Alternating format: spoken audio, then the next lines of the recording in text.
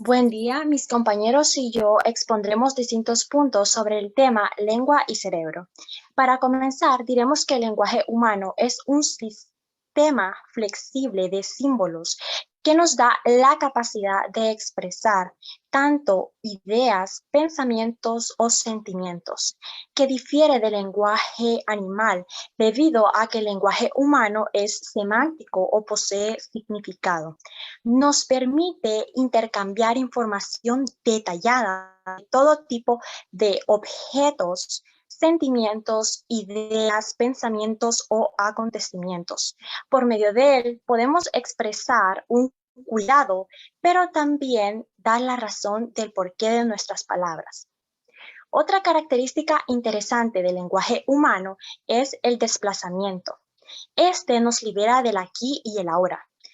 Nos da la capacidad para comunicar tiempo y espacio a personas que nunca estuvieron en lugar o que nunca han pasado por la experiencia que estamos describiendo.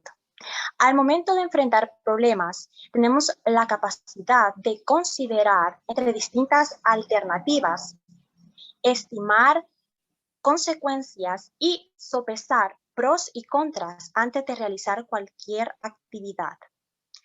Por último, pero no menos importante, el lenguaje humano es productivo, debido a que nos da el poder de combinar sonidos para poder crear palabras, arreglar palabras para poder crear frases y organizar frases para poder hacer oraciones. Las posibilidades son casi infinitas.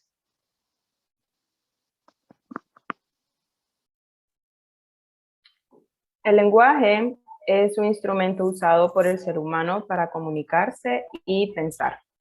Está representado en múltiples áreas del cerebro. Las lesiones cerebrales que afectan estas redes pueden provocar alteraciones del lenguaje.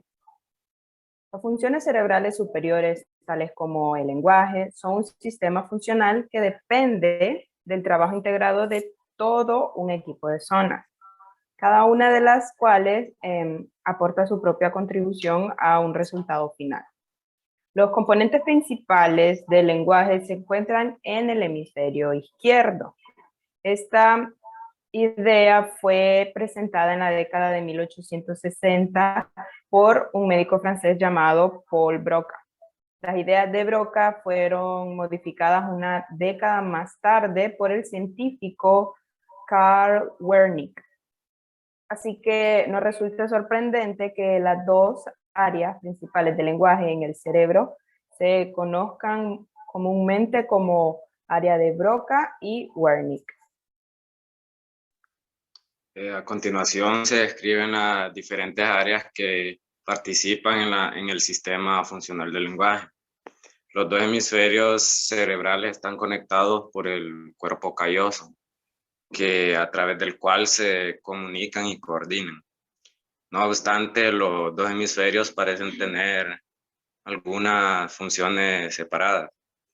El hemisferio derecho se destaca en tareas no verbales y espaciales, mientras que el hemisferio izquierdo por lo regular es más dominante en tareas verbales como el habla y la escritura.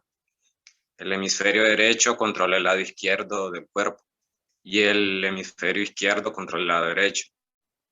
Pero, ¿por qué no puede el hemisferio derecho identificar verbalmente un objeto que se encuentra en el campo visual izquierdo?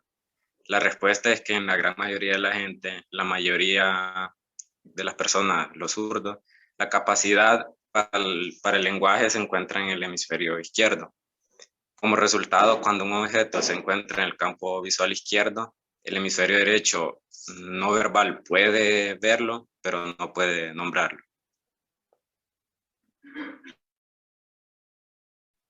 Ahora, hablando en términos generales, la capacidad para hablar se concentra en el área de Broca, localizada en el lóbulo frontal izquierdo, recibe y coordina los mensajes de los otros lóbulos y sigue la huella del movimiento corporal pasado y futuro, responsable de la conducta dirigida a metas y es clave para la capacidad de llevar una vida emocional madura.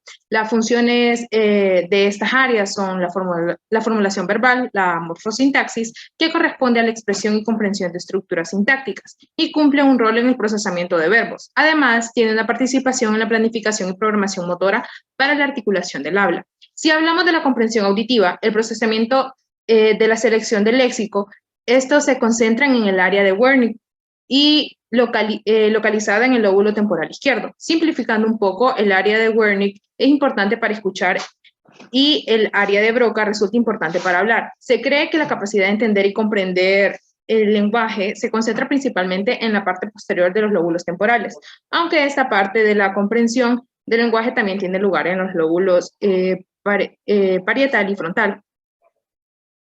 En esta figura podemos observar el procesamiento del habla y el lenguaje. Las áreas de Broca y de Wernicke por lo general se encuentran solo en el lado izquierdo del encéfalo. Estas trabajan juntas, permitiéndonos producir y entender el habla y el lenguaje.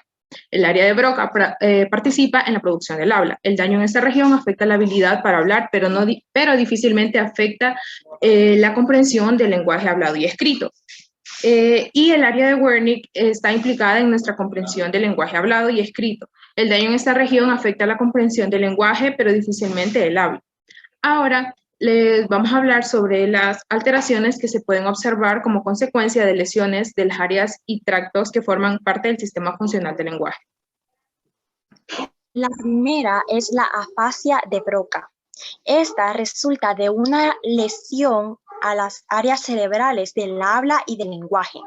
Tal daño es el resultado de una derrame cerebral, pero también puede ser ocasionado por un traumatismo cráneoencefálico. Las personas con afasia de Broca pueden leer sin ningún tipo de problema. Sin embargo, presentan limitaciones al momento de escribir. Ellos comprenden el habla, pero lo comprenden mejor con estructuras gramaticales simples. Su discurso se limita principalmente a expresiones cortas de menos de 4 palabras y tienen problemas al momento de expresarse de manera fluida. La segunda es la apraxia del habla. Esta resulta de un problema neurológico que afecta a las vías cerebrales encargadas de la formulación de la secuencia de movimientos necesarios para producir el habla. Las personas con apraxia del habla tienen ciertos problemas para expresar lo que quieren de manera correcta y coherente. También presentan trastornos al momento de emitir sonidos al hablar.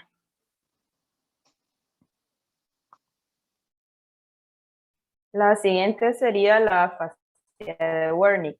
Esta es una alteración del lenguaje en el que el síntoma preponderante es la dificultad en la comprensión auditiva.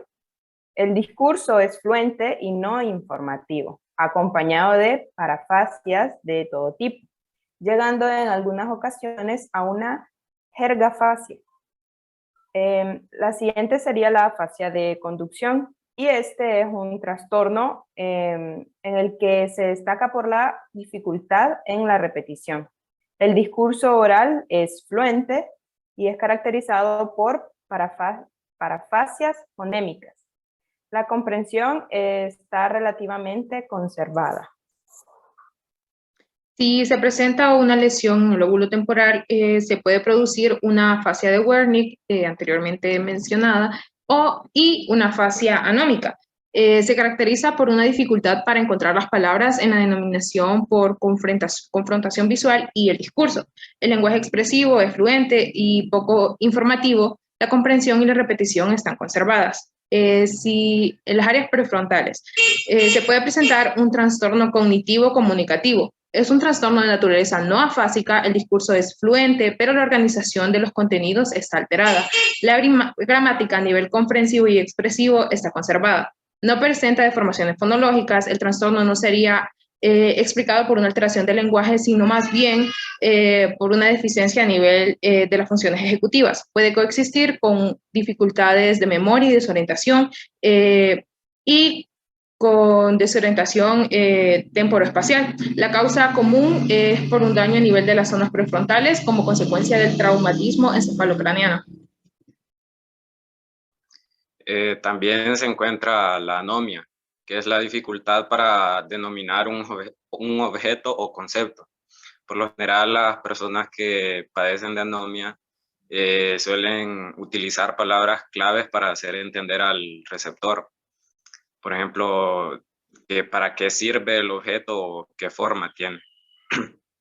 Está la alexia, que es un trastorno adquirido para comprender el lenguaje escrito a consecuencia de un daño cerebral, a pesar de tener buena visión. Y generalmente se da en el hemisferio cerebral izquierdo. Y por último está el agramatismo, que es un trastorno neurológico caracterizado por la manifestación de deficiencias morfológicas y gramaticales en la construcción de las frases.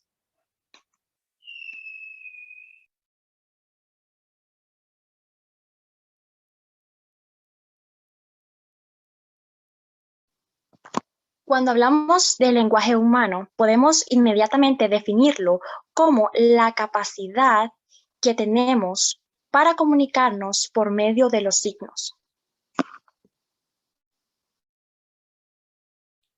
Sabemos que el lenguaje es una de las características más importantes que el ser humano utiliza. Esto es posible gracias al sistema funcional del hemisferio izquierdo, que es el dominante en la mayoría de los individuos y el cual se encuentran las dos áreas principales del lenguaje en el cerebro, que se conocen como el área de Broca y Wernicke. En conclusión, podemos decir que la principal diferencia entre el área de Broca y el área de Wernicke es que la primera es responsable de planificar el modo en que hablamos y la segunda se encarga de que comprendamos aquello que se nos dice.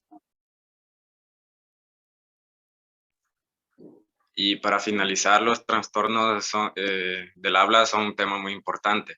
El cerebro es un órgano vital del cual dependemos por completo. Es fundamental que tengamos cuidado con él. Debemos procurar no golpearnos la cabeza porque por muy suave que sea el golpe, eso nos puede afectar mucho y sobre todo al momento de hablar o escribir. Y bueno, esta ha sido nuestra presentación y gracias por su atención.